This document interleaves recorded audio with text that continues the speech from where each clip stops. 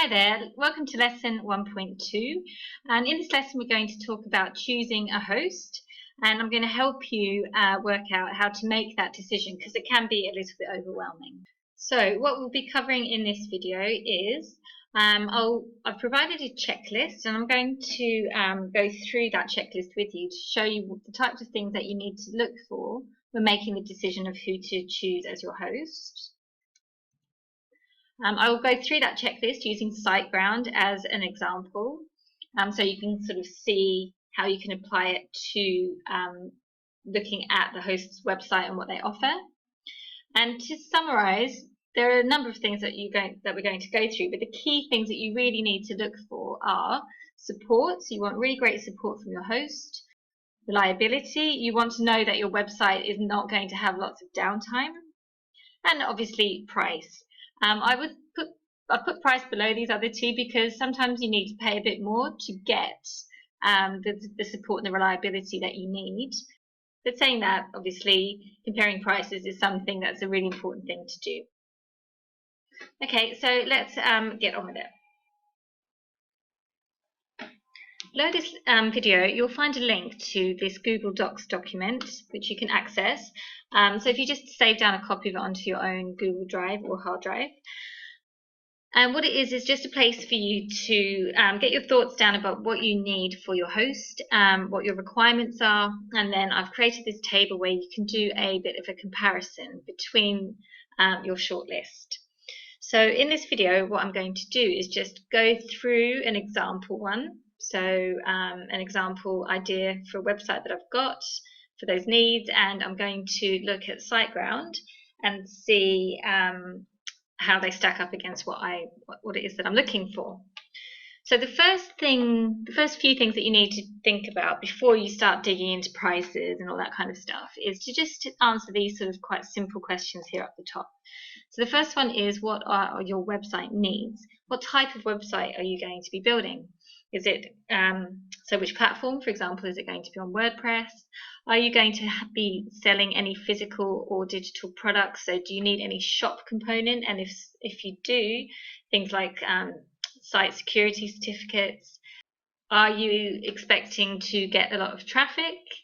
Also, you need to think about if you're just creating this one website, so do you need to just host one domain, or do you think you're going to need to host a number of domains over time, as well as things like your email addresses. How many email addresses do you want to come bundled with this account? So for the sake of this video and this example, I am going to be looking for WordPress. It's a new site, so the number of monthly visitors is, 0 and to grow. So if I just put new site there, the number of domain names that I'm looking for is just 1 at the moment. I'm happy with hosting just 1, and I would like, a good number of email addresses, maybe 10. Okay, so that's my starting point. So if we look at, we're going to go to the Siteground website. So I'm going to change this to say Siteground, and I'm going to start looking at these different elements and see how it stacks up. Okay, so the first thing you want to look for is the type of hosting that they offer. So most places will offer their lower tiered offers a shared hosting. You can move. You can move to cloud hosting, dedicated servers, and then reseller. So unless you're a web developer, you probably don't need to look at reseller hosting. If you're a new business and you aren't getting a lot of traffic, you probably don't need a dedicated server.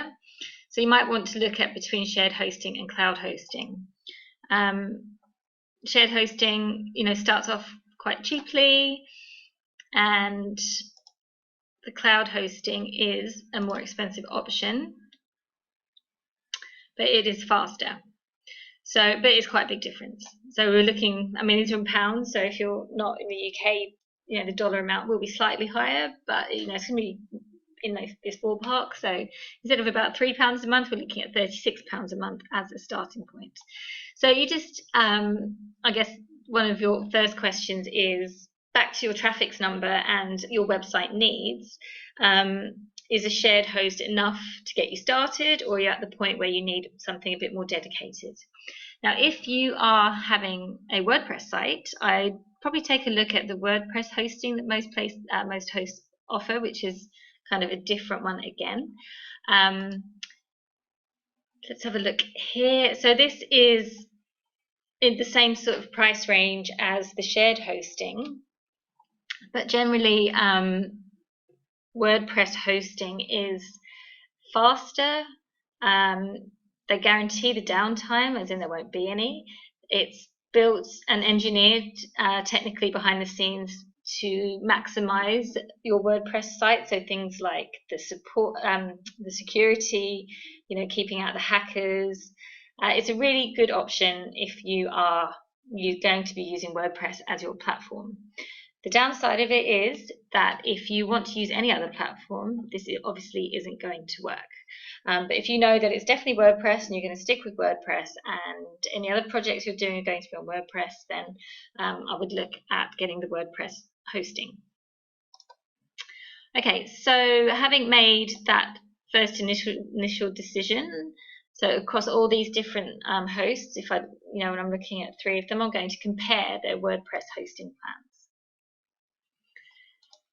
All right, so let's see the number of domain names that they offer. So if I just click here, it's going to give me a breakdown across the 3 tiers they offer. So this is to work out where I need to start. Can I start at this lower level, or do I need to kind of come in somewhere in the middle or at the top? So the website's hosted, this is a domain name, so the startup one is only going to give me 1, whereas the other 2 tiers offer unlimited. So if you're really sure it's definitely only ever going to be 1 website, then this is fine. So I am going to look. Let's have a look. So far I'm looking at the startup one, and it's giving me 1 domain name. So if I'd say Siteground startup, it's going to give me 10,000 visits. Now it's a new site, so that's probably enough to get me going. And remember, you can always upgrade. So this is just to get started. How many email addresses does it give me? Okay, here, free email addresses, so unlimited, and that's across all of their plans. Now their intro price, and this is where you just have to pay a little bit of attention. So they're saying here it's $275 a month, and that's the price that pops out at you when you look at it. So I'm going to pop that in there. But if you just double check that, that's actually the regular price is $695 a month. So reading the fine print, which is down here, that promo price is only for the first invoice. So the first month I'll get at $275, but beyond that, every month I'm going to be paying £7, which I think equates to about $10 US, depending on the value of the pound at the making of this video. So I'm going to stick with the startup because it's offering the things that I need. If I needed more domains, or I had more visitors, I'd look at the mid-range price and compare that to the mid-range price of other hosts.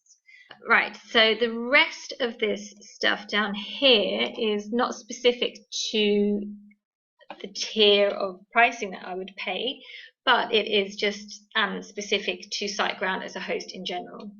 So I just want to find out what their refund policy is. So if I sign up and decide that I don't like their service for some reason, can I get out? Am I locked in? So they've got a ability here to search their site. So I'm going to look for the refund policy. Okay, and there's a link, and it's saying they've got a 30-day money-back guarantee for all of our shared hosting plans. All right, so seems to be that is a 30-day money-back guarantee for this lower end that we're looking at.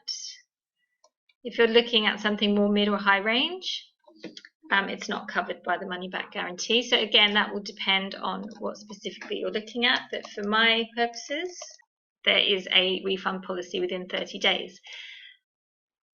So the next thing we want to look at is the subscription period.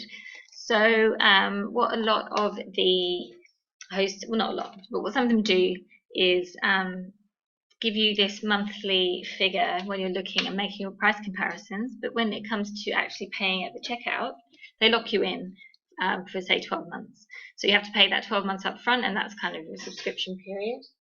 So it's worth just having a look to see if that's how they set things up and if that's something that you're comfortable with. So I'm just going to type in here cancel subscription and see what comes up. And so we get click on this link. It seems to be that you have an option to have 12 months at a time, or you can have ongoing. But spend some time looking around to see how they do things and decide what it is that you're comfortable with. So they do monthly billing. So we want to see if they offer site backups. So going back into here, I'm just doing the price comparison. Okay, so when we go down here, we can see that they offer a daily backup, so that's fine. And just skipping down to the support for a moment. So they offer 24/7 service. Okay, that's not very helpful. They've got phone, chat, and tickets. But they give priority to the higher paying customers. But it's good, strong support. So it's 24/7 support, phone and email. So that's great, and that is really important. And then the last thing we're looking at is your server reliability. So here they've got a tab, so they've made it really easy to find, which is great, saying that they have an uptime of 99.99%. So you want to see at least that 99% number. Okay, so I'm going to put that in here. All right, and that's it, I'm done. So I've got all the information that I need for this particular host. I would run that same sort of sanity check across any of the other two hosts that you are thinking about. And you've got a snapshot here, and you can see, compare their prices, you can compare what you get for that money, and then that should help you go somewhere towards making a decision with which host to go for. Also bear in mind that you can start off on a low tier, on the lowest tier, and you can upgrade. That's always really easy to do. And B, changing hosts is not as big a nightmare as a lot of people fear.